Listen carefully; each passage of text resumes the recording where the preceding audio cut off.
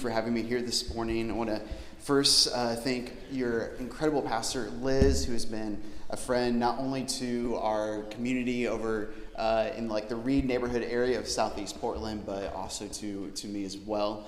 I think it was about a year ago you and I first met, and it might actually have been 2 years ago? Maybe about 2 years ago, and we had just arrived here in Portland, just started our community here. I had no clue what I was doing, and so it was really beautiful and amazing to be able to speak with Liz and just hear about the history of this beautiful church. And not only this church, but what this church has done in this neighborhood that we all call home. So again, thank you for having me here this morning.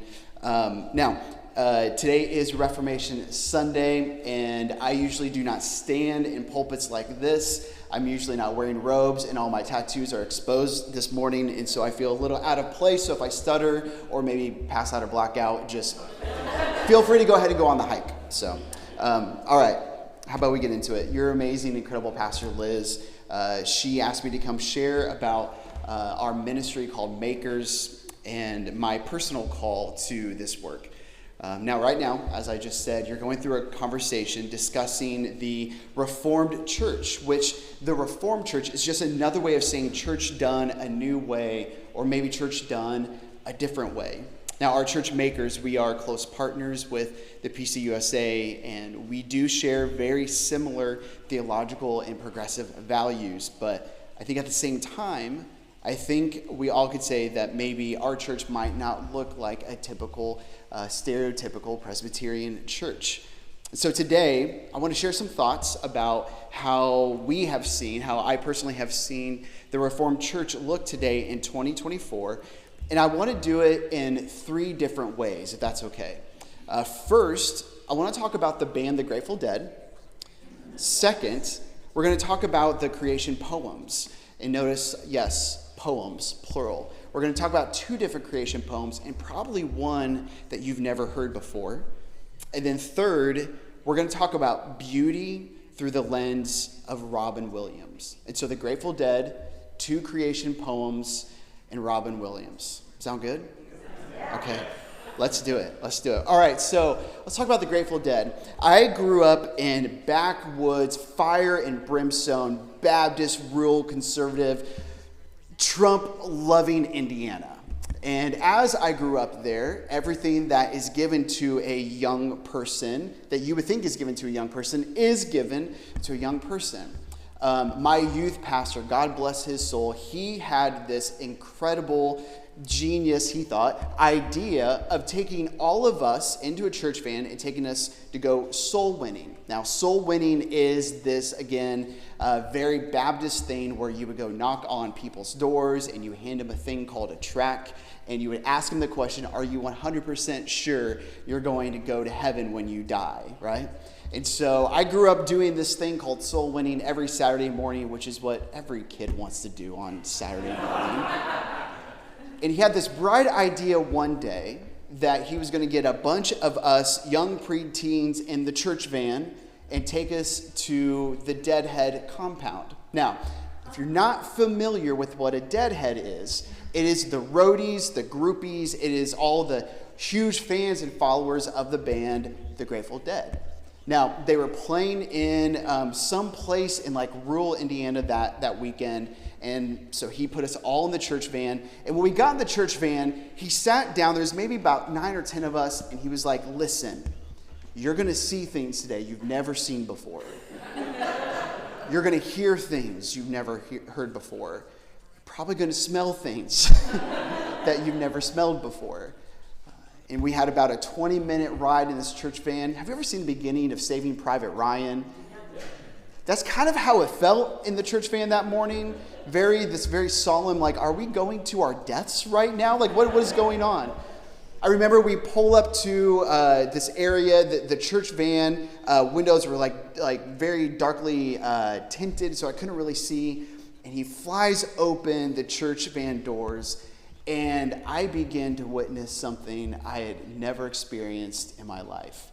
There was a bunch of people in community with one another, a bunch of tents.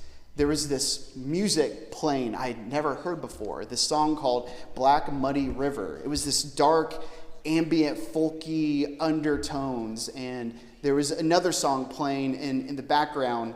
And I began to loosely fall in love with that music. Started walking around and just talking to people and handing out Bibles. And I was fascinated of how kind these people were, because the precedence was given to me that these people wouldn't want to talk about God, but they were literally saying, if you give me a Bible, I'll give you a hot dog. We got plenty of food here. And I was really fascinated about how kind they were. Like he said, I did begin to smell these grassy, kind of earthy smells. I began to smell things. Because I was smelling all those things, I began feeling a lot of new things at the same time. And I'm there for about a half hour, and then I see my youth pastor running around and realize he just made a terrible decision, trying to gather us up. And I kind of go my own way, get around him, and start talking to all these other people. And can I tell you a secret? I kind of really, really loved it. See, what happened that day is actually the opposite of what my youth pastor wanted. He wanted us there to convert people to Jesus, and what happened was 11-year-old Josh just got converted to a hippie, right? And so one day, I think it was maybe a couple of years later, I go home and do what every 90s kid does. They go home and illegally download a bunch of songs on their computer, and I download the entire Grateful Dead catalog, and I come across this one song that has made a significant impact in my life. It's a song called Here's to the Other Ones. Here's some of the lyrics in this song. All the children were learning from the books they should have been burning. Every leaf inside of them was turning. The summer sun looked down on them, and their mothers could only frown upon them. And all the others would sound on them, but it didn't seem to matter, because when the day had ended, with rainbow colors blended, their minds remained unbended. So this song was written to those who fall outside the cultural and social norms of life. It's almost like Bob Weir, the writer of this song, was telling us that even though everything and sometimes everyone around us is telling us to fit in and conform, there's almost like this deep inner knowingness in us that maybe who everyone else tells us we should be, maybe that just isn't who God created you to be. Have you ever been there before? Have you ever felt like this thing you were called to do in the world, or the person you even see in the mirror, it just doesn't fit in? Have you ever felt that way theologically before?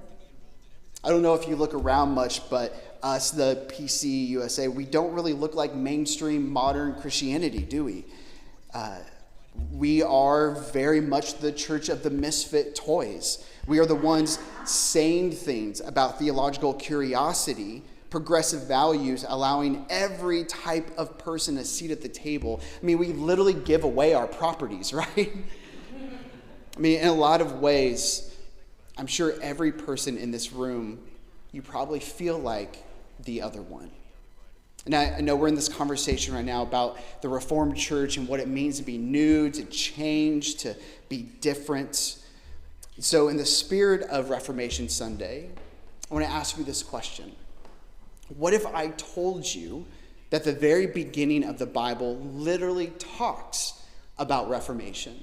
Like literally Genesis 1:1 talks about newness and change. So much so that the change that is mentioned in Genesis 1:1 actually causes a lot of disruption.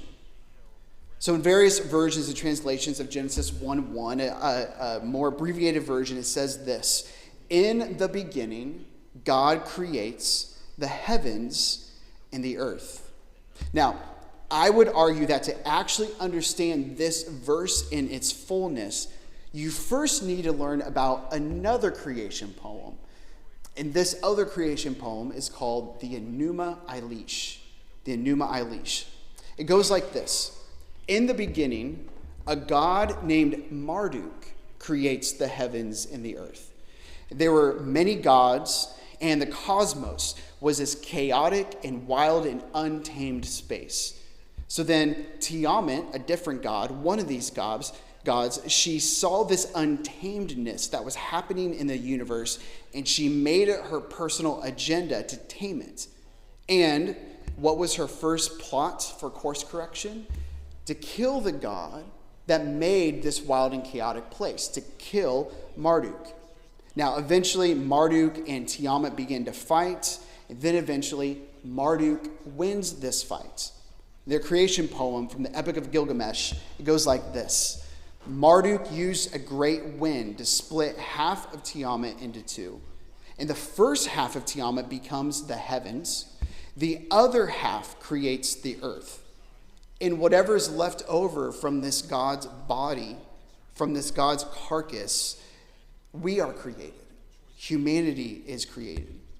And according to this god Marduk, humanity's purpose in life was to do the same exact thing to other people as Marduk did to Tiamat, to kill anyone that creates too much noise or chaos or disruption. This story, the Enuma Elish, this is the Babylonian creation story from the book of the Epic of Gilgamesh. Now, if you want your nation to be a well-engineered military global superpower, what better way than to give them a creation poem that is all about reducing the noise or babble, right? Babylon, reducing the noise or babble of other nations. If you want to be a people who invade other countries and lands and occupy and marginalize and enslave those people, well, this is a perfectly well-engineered creation story, isn't it? Now, inside of this, you have this god, Marduk, who's serving Babylon, and everyone who got in his way, they were reduced to nothing. Literally, anyone causing chaos or disruption. And so, this superpower nation of Babylon, they went on a global quest to destroy anything that, or anyone who looked different from them. And in this destructive, chaotic path, we are introduced to a small nation who lived in the shadows of the Babylonian Empire. This group of people who were called the Israelites. And over the next 18 months, the nation of Israel would be fighting Babylon and eventually would become slaves to Babylon for the next 72 years. In Psalm 137, we can read about Israel's time enslaved in Babylon. It says this, "By the rivers of Babylon we sat and we wept when we remembered our home. There we sat on the tree branches. We hung our harps, for there were captors who asked us for these songs. Our tormentors would demand songs of joy. They would say things like, 'Sing us one of your songs from Zion.'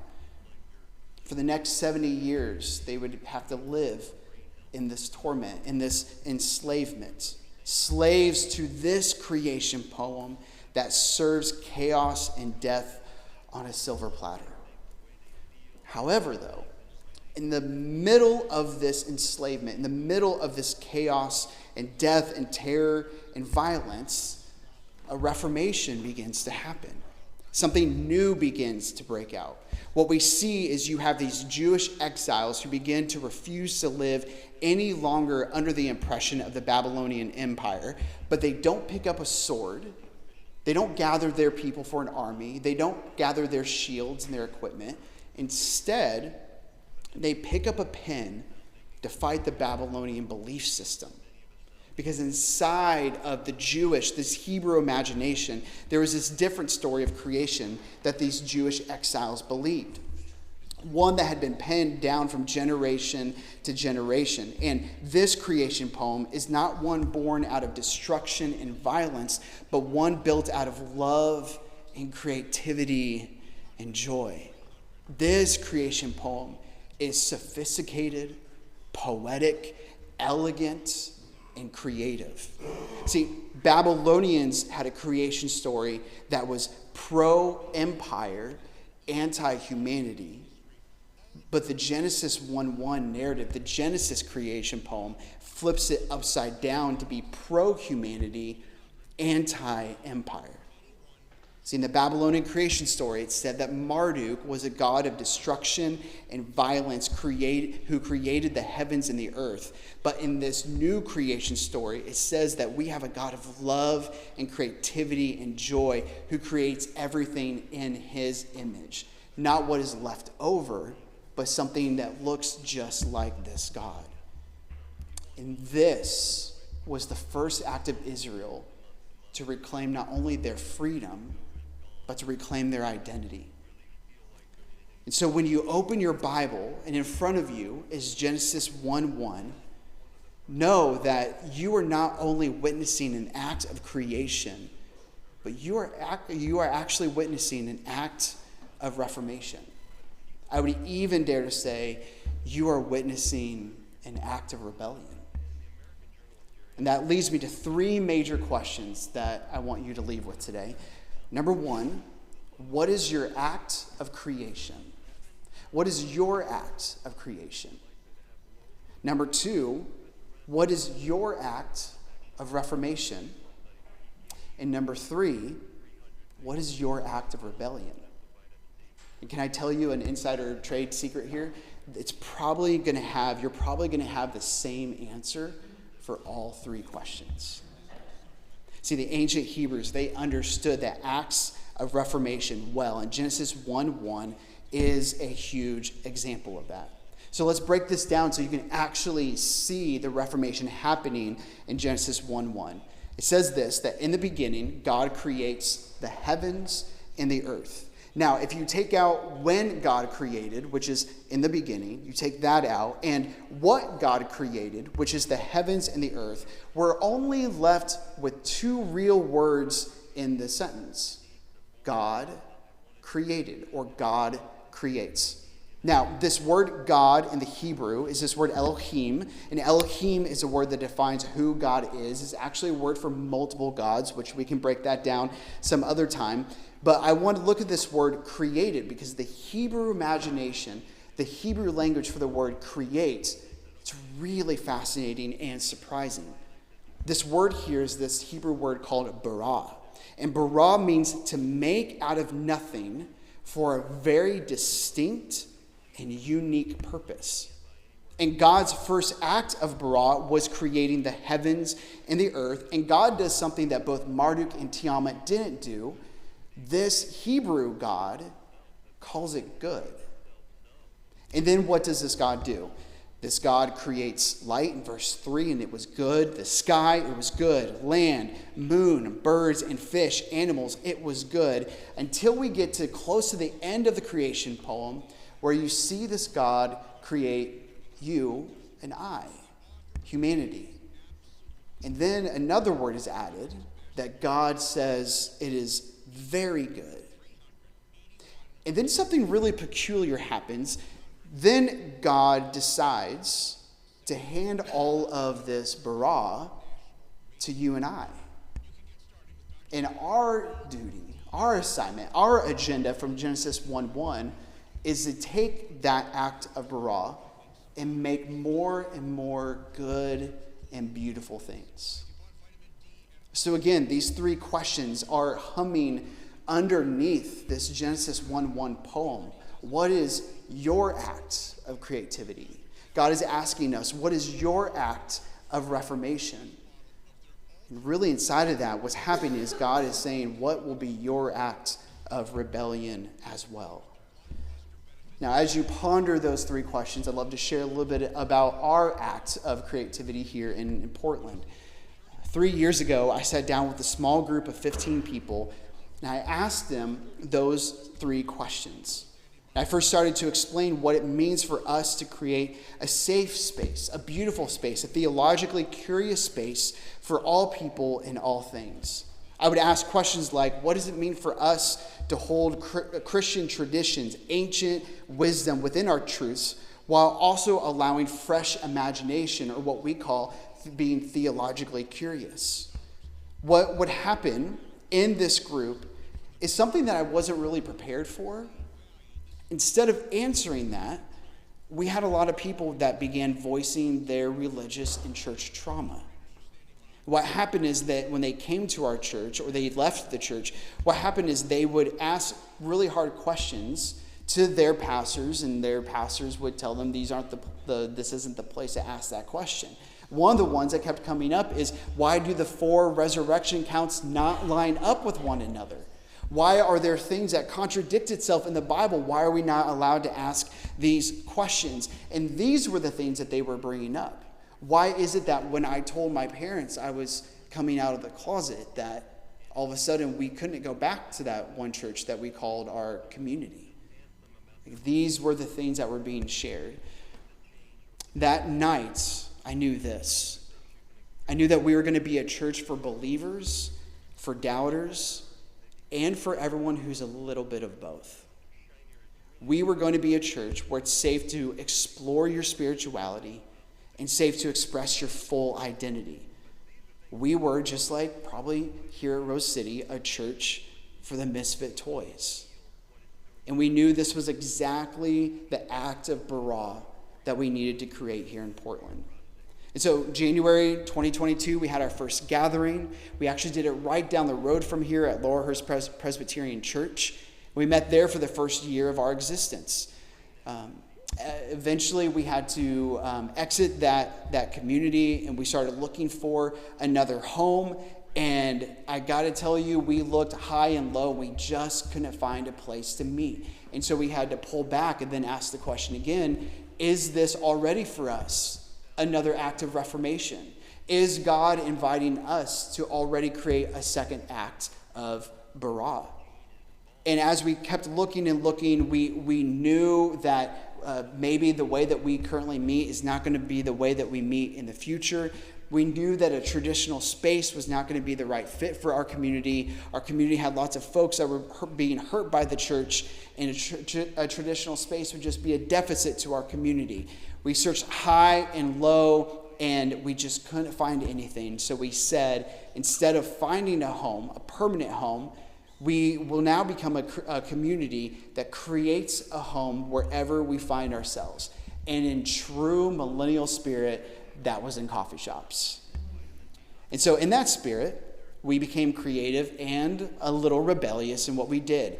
One of the major things that we did is that we started a nonprofit coffee shop that's called Heretic Coffee Co.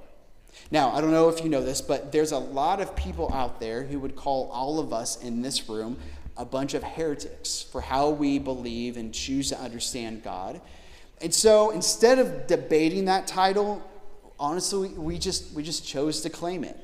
So our nonprofit coffee shop, we donate 100% of our profit to help create other nonprofits in the city of Portland. Currently, we are helping start a queer safe home for 17 to 21-year-olds who are kicked out of their homes due to their sexual identity. And just this last year, about 4 months ago, we just celebrated our 1-year anniversary. We have served over 30,000 cups of coffee that first year. That's a whole lot of coffee.